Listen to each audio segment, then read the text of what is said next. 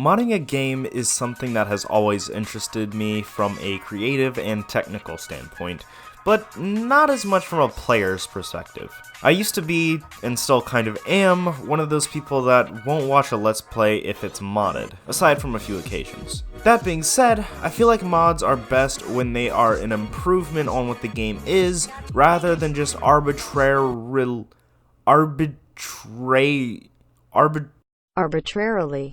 adding things onto it. With that being said, today I'm going to be arbitrarily adding something into Minecraft.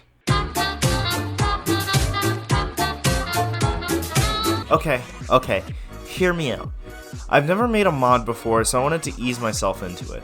I'm going to be making a simple mod, which I'm going to be naming the Withering Crown mod, and it's just going to add a Withering Crown into the game that will work basically as a wearable beacon. I think it'll be fitting for a first mod, and it isn't super arbitrary since it actually has a purpose, you know, being able to have haste 2 at all times. But like I said, this is my first time making a mod, and as such, I have a special guest here to help me with it.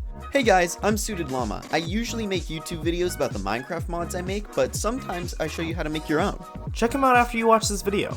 But without any further ado, let's get modding, gamers. First, I needed to set up my workspace. For this, I'll let Llama explain. Okay, to start off, Dakota downloaded the Fabric example mod from the Fabric GitHub page.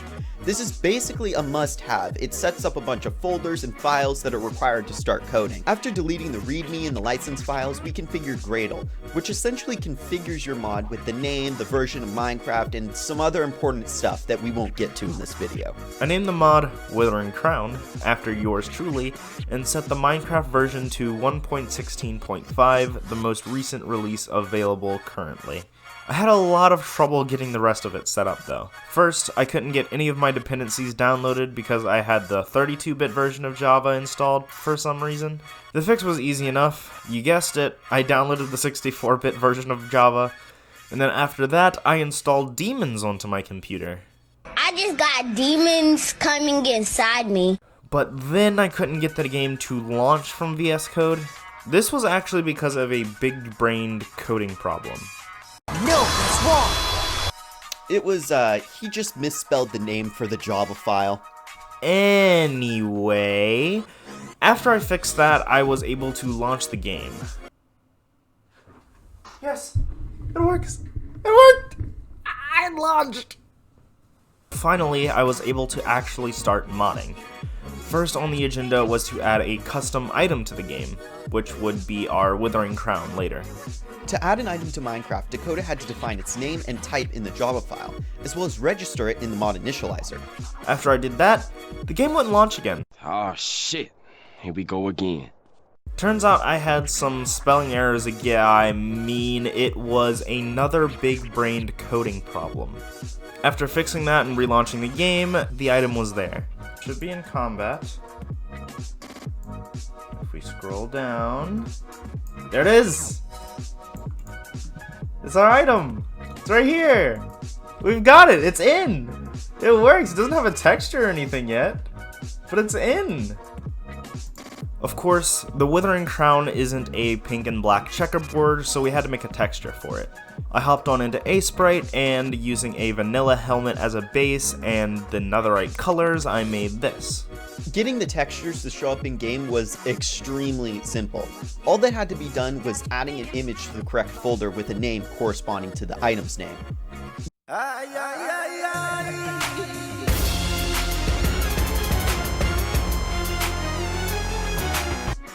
It does!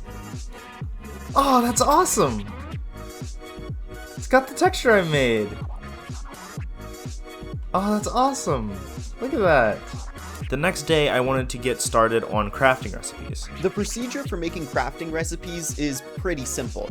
Using data packs, we just set the shape of recipes using various characters on the keyboard, and then set those characters to equal items in the game.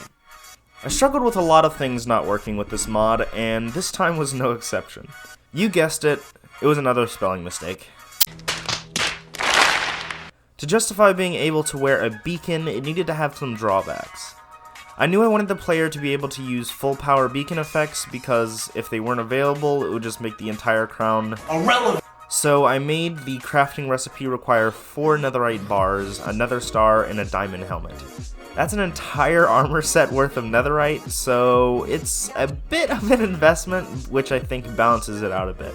I'll talk about a few other balanced decisions that I made a little later as we get to them. Next up, I wanted to make it so that the player could actually wear the crown. Suited Llama provided me with an example of what to do from one of the mods he made previously on his YouTube channel. Essentially, all you have to do is set the item to be able to be put in the helmet slot in the initializer. This is what that ended up looking like. Of course, it really does not fit in with the game at all, so let's make a model. In reality, instead of making models, all you have to do is make the textures for the game, and the game models it for you. Which is good, since I'm not a very good 3D modeler. Bruh, look at this dude. Wait till you see the... No, no, no, no.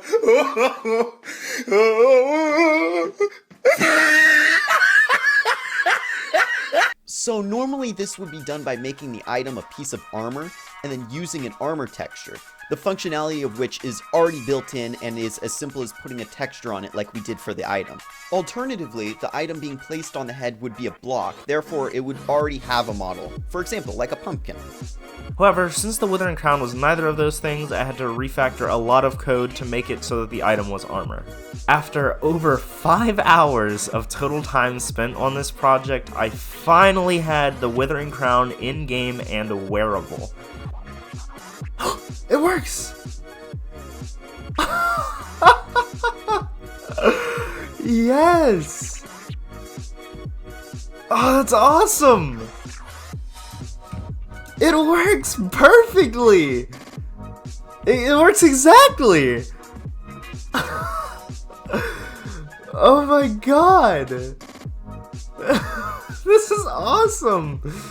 Let's talk a little bit more about beacon effects. My idea is that the effect the crown gives you would be different depending on which ore you combine the crown with, based off of the 6 ores in Minecraft minus coal and netherite. To do this, each beacon effect would be made into its own crown item. This brings us to another balancing choice that I made. I originally had the idea for the player to be able to remove the effect from the crown and then put a new one on by using a grindstone. However, I really like the idea that the player was locked into the decision that they made, making it a bigger decision and balancing it a bit more. That, and it would be more work, and since I was already quite a bit frustrated working on this mod, and I was behind schedule for this video to be released, I scrapped it.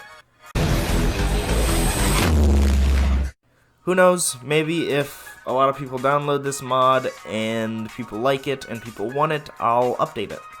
Now to actually make the crown do beacon effects. I made a new speed crown item by repeating the process for the Withering Crown and then started coding my first mix-in. The name mixing kind of gives a hint of what it does. It basically mixes your code into the vanilla code that exists in the game. And when you can mix your code in wherever you want, you can do whatever you want. You can basically bend reality to your will. Reality bent me to its will, however, and I could not for the life of me get the status effect to apply. I spent hours trying to get this to work with no progress at all, and by this point my lifeline had gone to bed, so I had to wait until the next day. The biggest issue I had with learning how to make mods is that there's very little documentation on the subject. Looking up issues for stuff in game dev is so much easier. Sure, there's plenty on how to make custom items, blocks, armor, and generally adding stuff, but when we're getting to mix-ins, the things that you need to actually make the really cool stuff, there's basically nothing. There's a mix-in wiki, but this just goes over the structure and functions you need to mix in code, but not the actual code you need to mix in.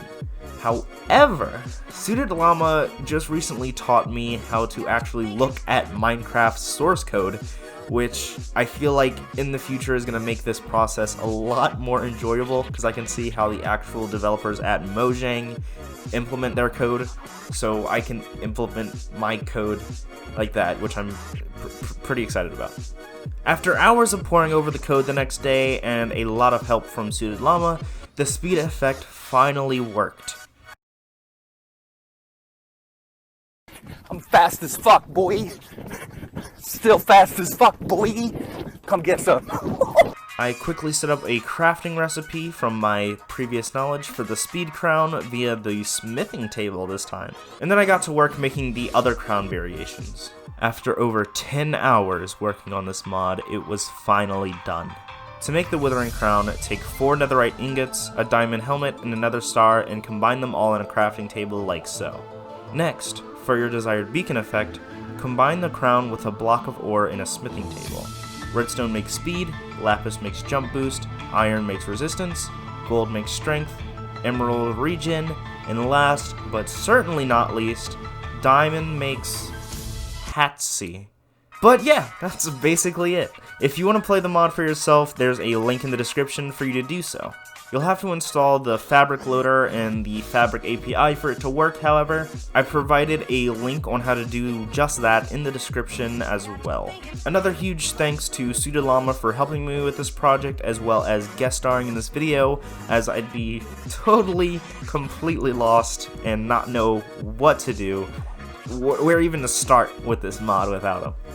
And thanks to Dakota for having me on this video. He's the best game developer I've ever laid eyes on. His intellect and creativity unraveled.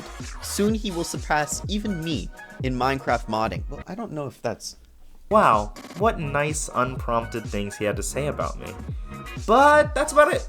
Sub and bell, Discord, Twitch, that stuff. Bye. He's the best game developer I've ever laid eyes on. He's the best game developer I've ever laid eyes on. He's the best game developer I've ever laid eyes on.